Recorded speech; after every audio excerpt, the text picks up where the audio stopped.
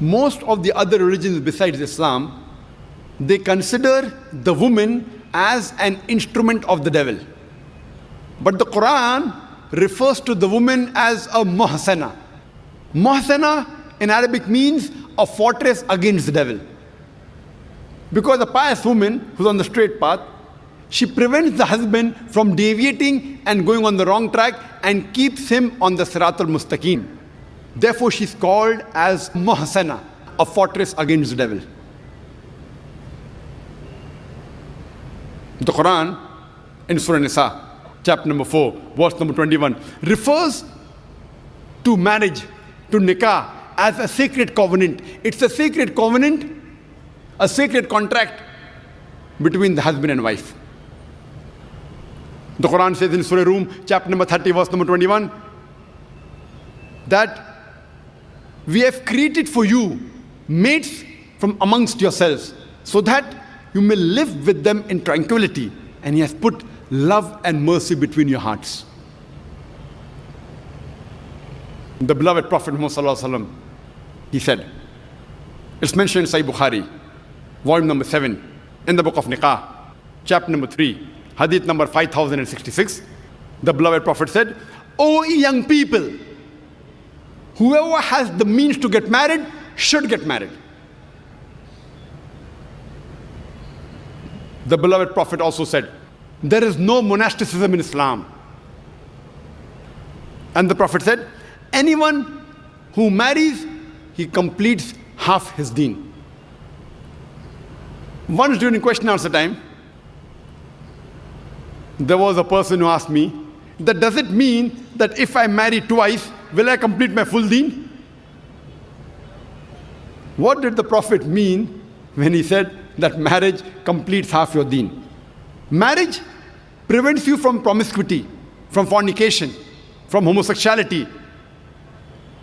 Only if you marry do you have an opportunity to be a husband or a wife. Only if you marry do you have an opportunity to be a father or mother, which are very important duties in Islam. So irrespective whether you marry once or twice, you only complete half your deen.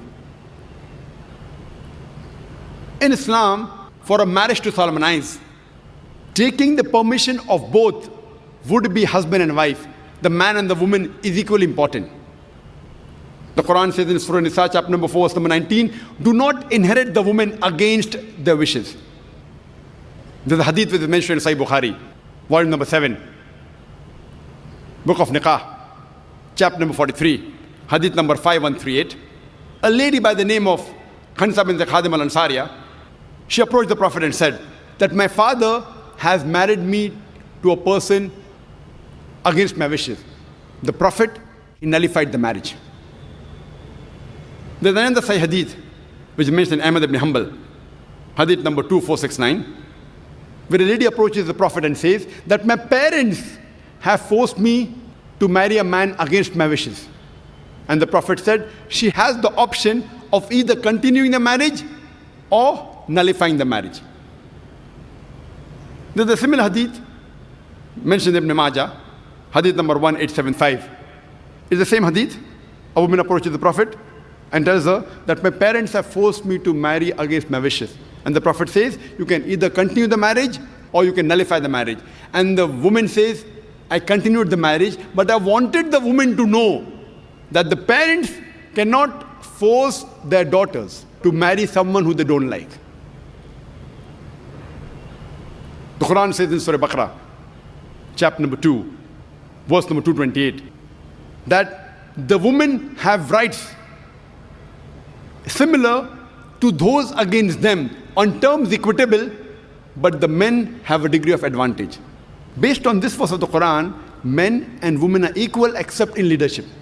The Quran clearly says that the women have rights, those similar to them, on terms equitable, but the men have a degree of advantage. Now, many of the Muslims, they misunderstand this ending phrase that the men have a degree of advantage, and they think that men are superior. And they quote the verse of the Quran, "Ar-rijalu qawwamuna 'ala an-nisa," that the men are superior to the women. So Allah has said, the men have degree of advantage, the men are superior.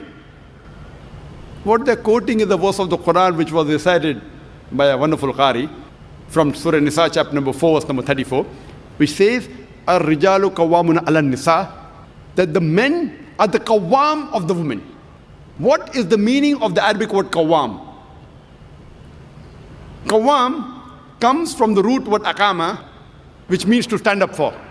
How we have aqama before salah, we stand up for salah. So this Arabic word qawwam means the men have 1 degree of additional responsibility and 1 degree additional service towards the woman, not 1 degree of superiority to boss over the woman. And if you read the tafsir of Tabari, he says the Arabic word qawwam means 1 degree of additional responsibility.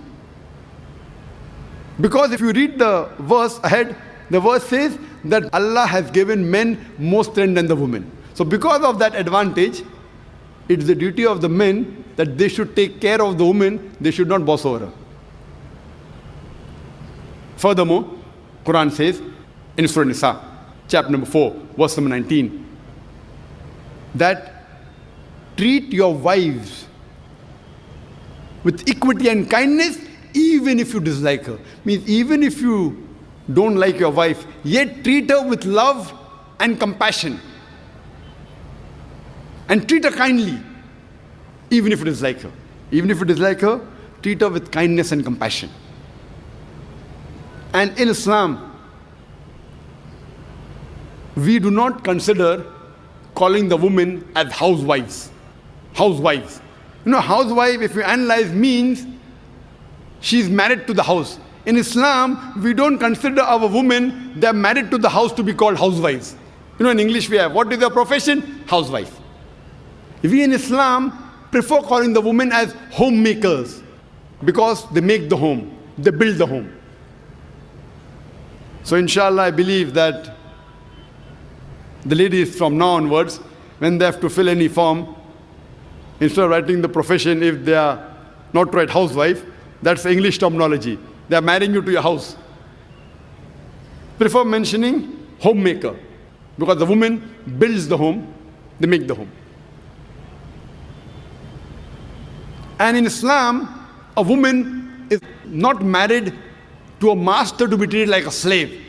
She is married to an equal, and the role is that of partnership.